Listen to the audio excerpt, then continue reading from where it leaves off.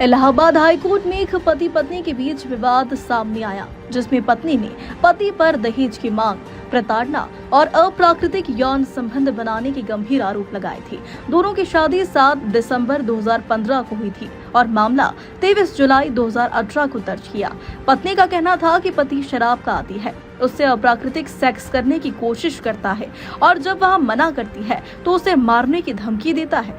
पत्नी ने अपने पति पर अश्लील फिल्में देखने और उसके सामने गंदी हरकतें करने का भी आरोप लगाया।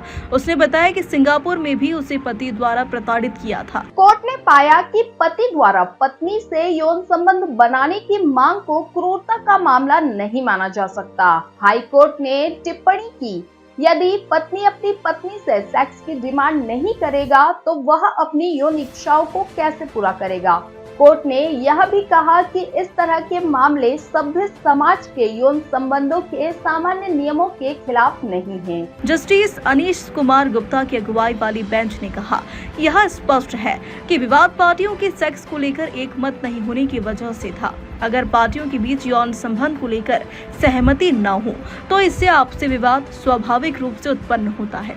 महिला ने अपने पति पर सिंगापुर में भी प्रताड़ना के आरोप लगाए थे, लेकिन कोर्ट ने इस आरोप को भी सबूतों की कमी के कारण खारिज कर दिया। कोर्ट ने कहा कि यह स्पष्ट नहीं था कि महिला को सिंगापुर में किस प्रकार की प्रताड़ना का सामना करना पड़ा था और एफआईआर में इसके स्पष्ट विवरण का अभाव था। कोर्ट ने पाया है कि इस मामले में दहेज की मांग का कोई स्पष्ट प्रमाण नहीं था और क्रूरता के आरोप भी सही साबित नहीं हुए। मामले में सबसे बड़ा मोड़ तब आया जब कोर्ट ने पाया कि पति और पत्नी के बीच मुख्य विवाद यौन संबंध बनाने को लेकर था। पत्नी ने पति की यौन इच्छाओं को अप्राकृतिक माना, जबकि पति का कहना था कि उसने कुछ भी असामान्य नहीं किया। कोर्ट ने यह फैसला सुनाया कि इस मामले में पति द्वारा पत्नी से यौन संबंध बनाने की मांग को असामान्य नहीं माना जा सकता और इसे दहेज या प्रताड़ना के आरोप से जोड़कर देखना उचित नहीं है। इस फैसले के बाद इलाहाबाद हाई कोर्ट ने महिला द्वारा दर्ज की गई एफआईआर को खारिज कर दिया और कहा कि महिला द्वारा लगाए गए आरोपों में ठोस सबूतों की कमी है।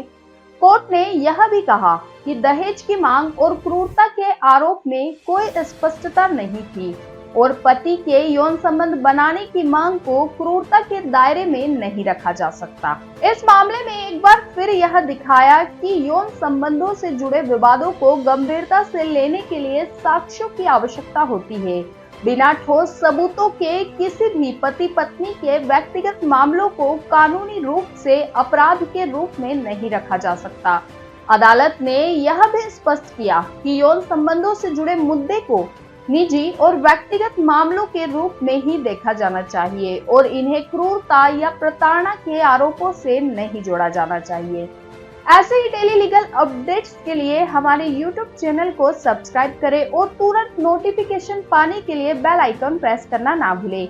यदि आप हमें Facebook या Instagram के माध्यम से देख रहे हैं तो हमारे पेज को फॉलो जरूर करें। जल्दी मिलेंगे अगले वीडियो में।